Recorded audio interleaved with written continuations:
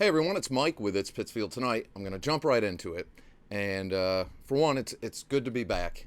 Last week was horrible, and it was my fault. So basically, what happened is the page was compromised. I say the word hacked, but I've been told by some of my younger friends that hacked is something us old people say. But I'll say hacked anyway. So the page was hacked. And it ended up happening while I was logged on the first time. The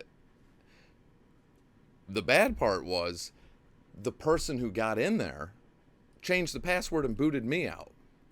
And it created this huge mess, and it happened through my email.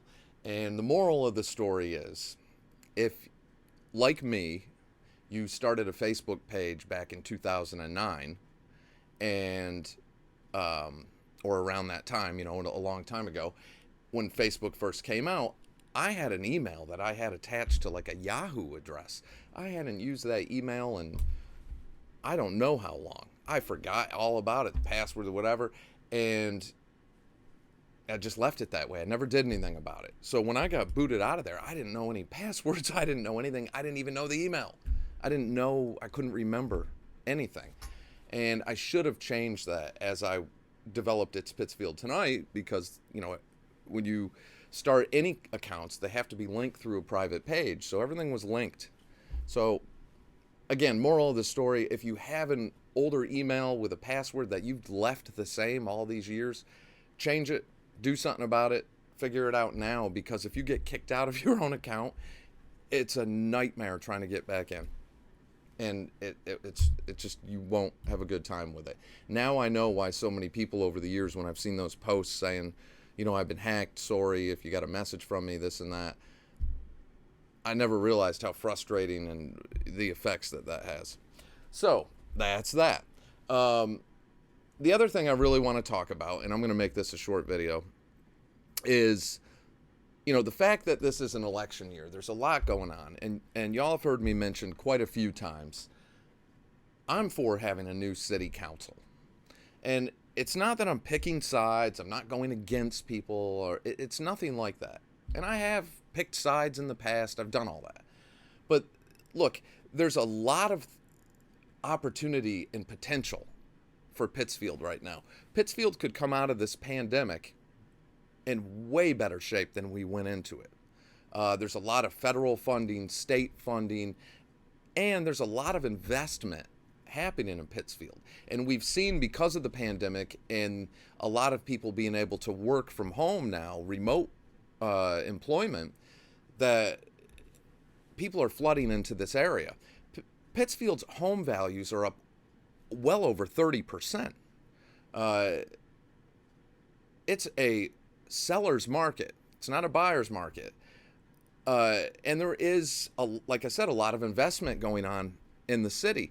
So we are seeing a form of gentrification. I've said this before, and in a good way. It's bringing in a middle class, or elevating people back to that. I think we're going to see a lot of positive things happening.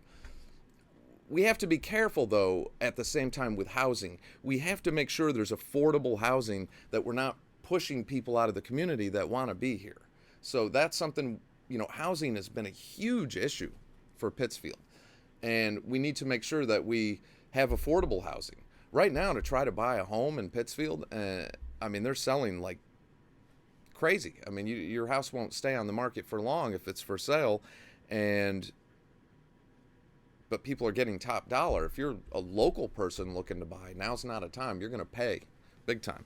So anyway, that's something to really keep an eye on, because we are seeing, again, a lot of investment. We see the investments company like Milltown Capital is doing. And from what I understand, they have like $200 million. So what they've done at Bosque is amazing, and that's not even completed. I'm dying to see what they do at Richmond Pond, on the Pittsfield side of Richmond Pond. A lot of people don't realize that. I say this all the time. Half of Richmond Pond is in Pittsfield. And the camp that Milltown acquired, Lakeside Christian Camp, is in Pittsfield. And that's going to be attached to Bosque's, I guess, in name also. And I'm dying to see what that is. That could make things very interesting out here. And speaking of Richmond Pond, that's another thing I got to get on. The goose thing's kicking up again. God, I wish they'd stop harassing those birds. They're coming in for the mating season, and natural predators are here. It's the same flock we've seen. And this thing 2 years now with these dogs that come in, even the guy that does it, and I'm not saying he's a bad guy. I don't know him.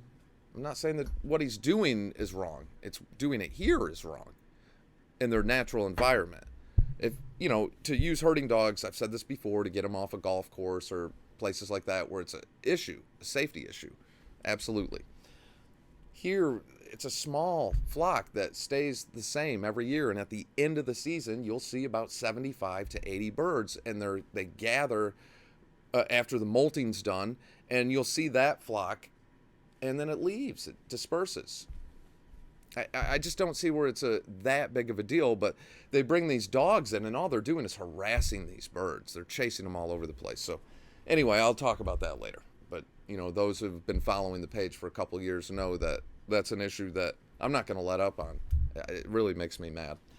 So, but anyway, back to Pittsfield politics. So this being a political year, the potential, the investment, all these things that I think really are going to happen for Pittsfield. I see great things on the horizon. You can't have a city council with that much drama. And anybody who has been following this show on the council for a couple of years now, it's a soap opera that's just continuing to get worse.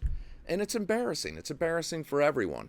And it's nothing personal, but all of the councilors seem to be involved in it. And I think for the sake of the city, for the sake of investment and growth in the city, it's time to bring in new representation. And I don't have anyone in mind. I want to see just regular, non-connected, just somebody stand up and say, you know what? Everyone knows somebody, a neighbor or somebody that they say, he or she would be a great city councilor. Encourage that person to stand up. We need that more than ever now. Now is an opportunity, and we're going to mold this city. A lot of people that are upset about what they've seen on North Street with the bike lanes. City council has a lot of influence. I mean, now is the time. Don't wait till everything's completed to where it seems like a fight.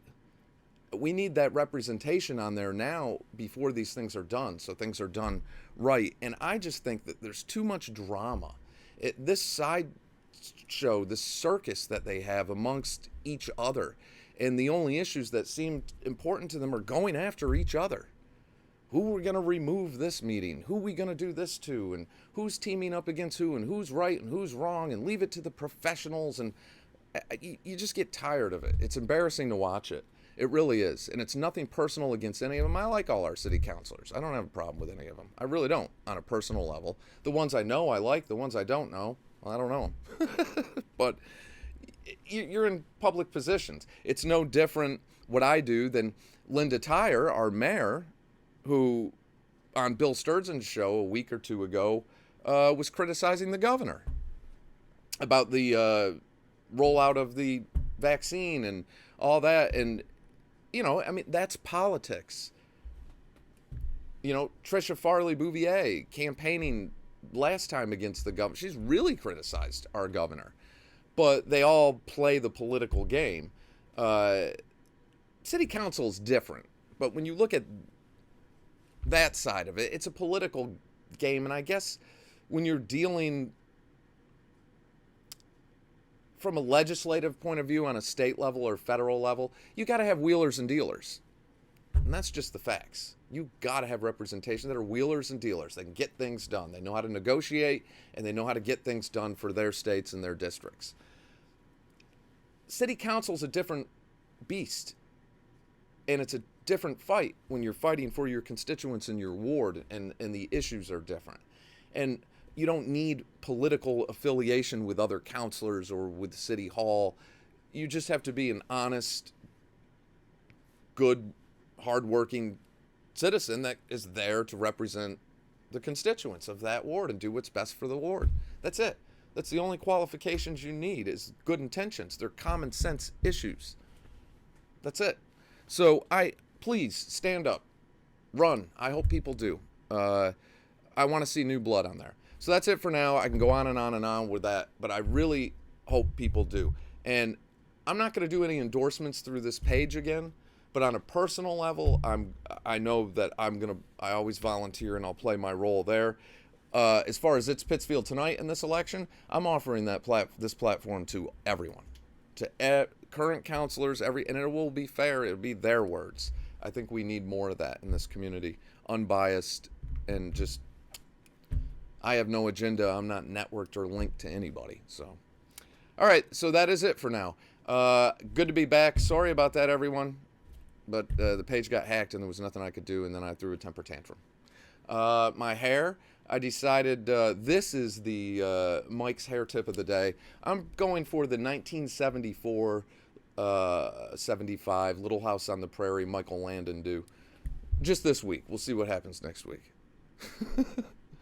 All right, that is it for now. So I'll catch y'all in the next day or two.